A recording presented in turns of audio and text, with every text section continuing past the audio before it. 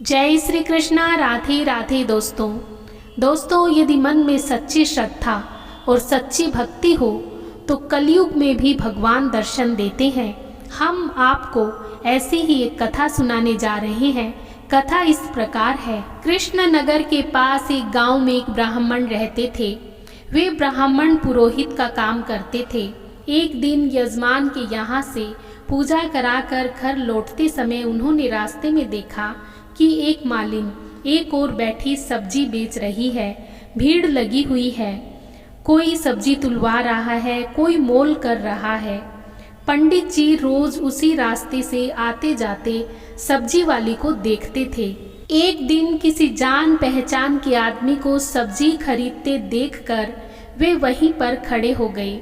उन्होंने देखा कि सब्जी वाली के पास एक पत्थर का बाट है, उसी से वह 5 सेर वाले को 5 सेर और 1 सेर वाले को 1 सेर सब्जी तोल कर दे रही है। एक ही बाट सब तोलों में समान दाम देता है। पंडित जी को बड़ा आश्चर्य हुआ। उन्होंने साग वाली से पूछा, तुम इस एक ही पत्थर के बाट से कैसे सबको तोल देती हो? क्या सबका वजन ठीक उतरता है? पंडित जी के परिचित व्यक्ति ने कहा, हाँ पंडित जी, यह बड़े अचरज की बात है। हम लोगों ने कई बार इससे लिए हुए सब्जी को दूसरी जगह तोल कर आजमाया है, पूरा वजन सही सही बैठता है। पंडित जी ने कुछ रुक कर सब्जी वाली से कहा, बेटी यह पत्थर मुझे दोगी? सब्जी वाली बोली, नहीं बाबा जी, तुम्हें नहीं दूंगी। मैंने बड़ी कठिनता से इसको पाया है। मेरे सेर बटखेरे खो जाते तो घर जाने पर माँ और बड़े भाई मुझे मारते। 3 वर्ष पहले की बात है। मेरे बटखेरे खो गए और मैं घर में गई तो बड़े भाई ने मुझे मारा। मैं रोती रोती घाट पर आकर बैठ गई और मन ही मन भगवान को पुकारने लगी।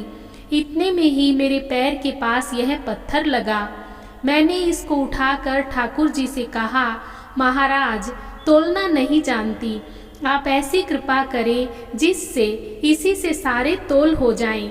बस तब से मैं इसे रखती हूँ। अब मुझे अलग अलग बटखोरों की जरूरत नहीं होती, इसी से सब काम निकल जाता है। बताओ तुम्हें कैसे दे दूँ? पंडित जी बोले, मैं तुम्हें बहुत से रुपए दूंगा। सब्जी वाली ने कहा, कितने रुपए दोगे तुम? मुझे वृंदावन का खर्च दोगे? सब लोग वृंदावन गए हैं, मैं ही नहीं जा सकी हूँ। ब्राह्मण ने पूछा, कितने रुपए में तुम्हारा काम होगा? सब्जी वाली ने कहा, पूरे 300 रुपए चाहिए। ब्राह्मण बोले, अच्छा बेटी यह तो बताओ, तुम इस शिला को रखती कहाँ हो? इसी टोकरी में रखती हूँ बाबा जी, और कहाँ रखूंगी? ब्राह्मण घर लौट आए और चुपचाप बैठे रहे।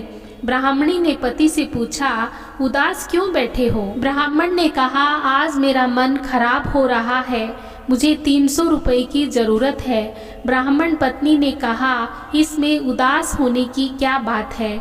आपने ही तो मेरे गहने बनवाए थे, विशेष जरूरत हो तो इन्हें ले लीजिए, इन्हें ले जाइए, होना होगा तो फिर हो जाएगा।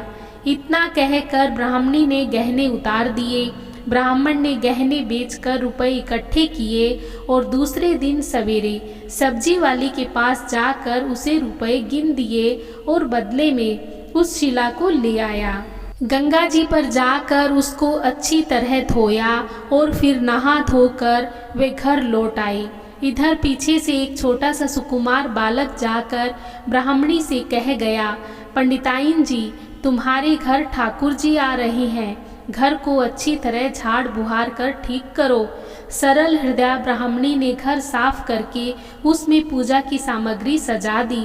ब्राह्मण ने आकर देखा तो उन्हें अचरज हुआ। ब्राह्मणी से पूछने पर उसने छोटे बालक के आकर कह जाने की बात सुनाई। यह सुनकर पंडित जी को और भी आश्चर्य हुआ। पंडित जी ने शिला को सिंहासन पर पधार कर उसकी पूजा की, फिर उसे ऊपर आले में पधरा दिया। उसी रात को सपने में भगवान ने कहा, तू मुझे जल्दी लौटा आ, नहीं तो तेरा भला नहीं होगा, सर्वनाश हो जाएगा।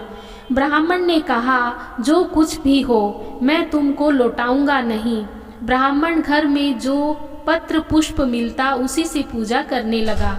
2-4 दिनों बाद स्वप्न में फिर कहा, मुझे फेंक आ, नहीं तो तेरा लड़का मर जाएगा। ब्राह्मण ने कहा, मर जाने दो, तुम्हें नहीं फेंकूंगा। महीना पूरा बीतने भी नहीं पाया था कि ब्राह्मण का एकमात्र पुत्र मर गया।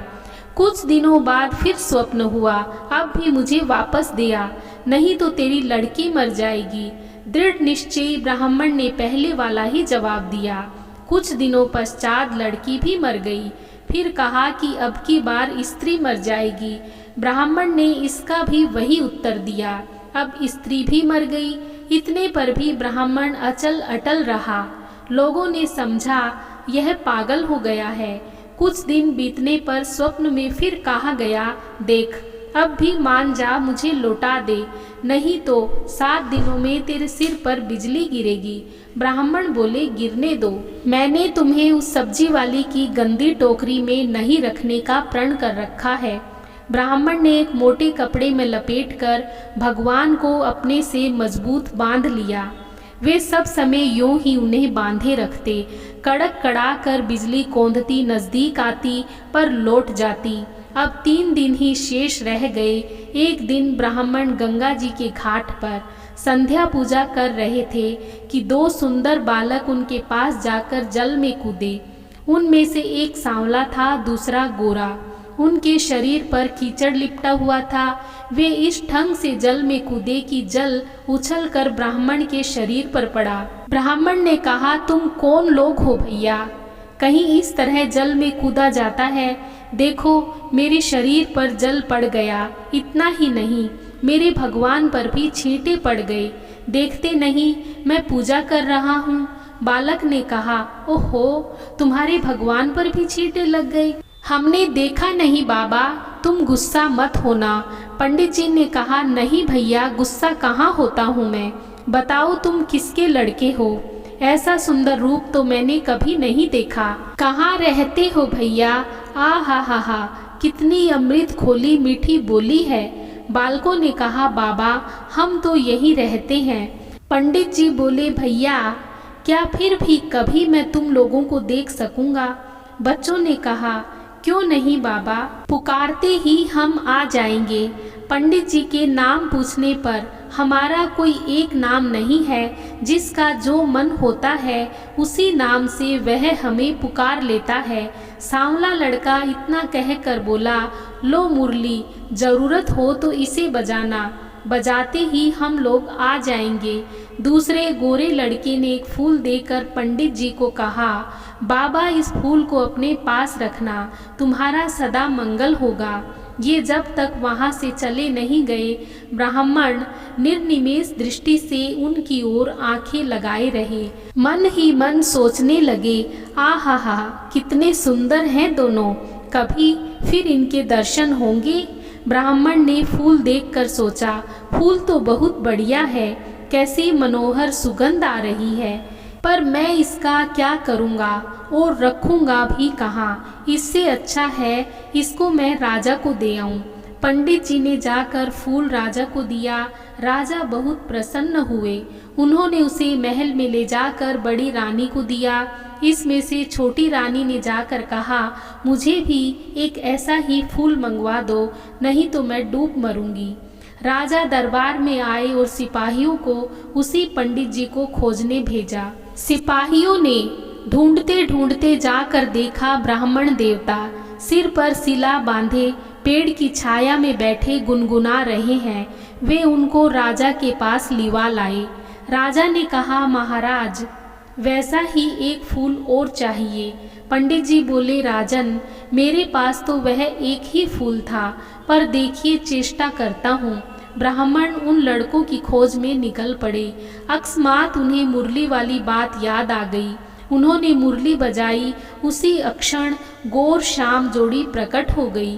ब्राह्मण रूप माधुरी के पान में मतवाले हो गए। कुछ देर बाद उन्होंने कहा, भैया वैसा ही एक फूल और चाहिए। मैंने तुम्हारा दिया हुआ फूल राजा को दिया था। राजा ने वैसा ही एक फूल और मांगा है।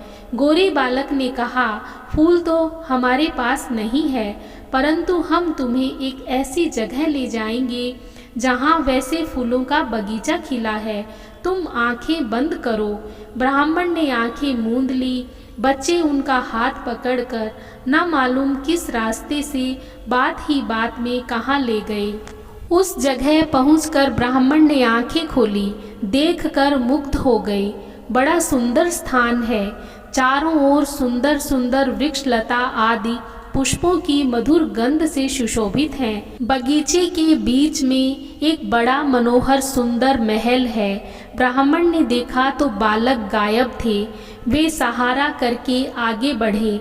महल के अंदर जाकर देखते हैं, सब ओर से सुसज्जित बड़ा सुरम्य स्थान है। बीच एक दिव्य रत्नों का सिंहासन है। सिंहासन खाली है। पंडित जी ने उस स्थान को मंदिर समझकर प्रणाम किया। उनके माथे पर बंधी हुई ठाकुर जी की शिला खुलकर नीचे गिर गई। ज्यों ही पंडित जी ने उसे उठाने को हाथ बढ़ाया कि शिला फटी और उसमें से भगवान लक्ष्मी नारायण प्रकट होकर सिंहासन पर विराजमान हो गए। भगवान नारायण ने मुस्कुराते हुए ब्राह्मण से कहा, हमने तुमको कितने दुख दिए, परंतु तुम अटल रहे। दुख पाने पर भी तुमने हमें छोड़ा नहीं, पकड़े ही रहे। इसी कारण हम तुम्हें शय शरीर यहाँ ले आए हैं। जो कोई भी स्त्री, पुत्र, घर, गुरुजन, प्राण, धन, इहलोक और परलोक छोड़कर हमारी शरण में आ गए हैं, भला उन्हें हम कैसे छोड़ सकते हैं। इधर देखो, यह खड़ी है तुम्हारी सहधर्मिणी, तुम्हारी कन्या और तुम्हारा पुत्र, ये भी मुझे प्रणाम कर रहे हैं। तुम सबको मेरी प्राप्ति हो गई है। तुम्हारी एक की दृढ़ता से सारा परिवार मुक्त हो गया है।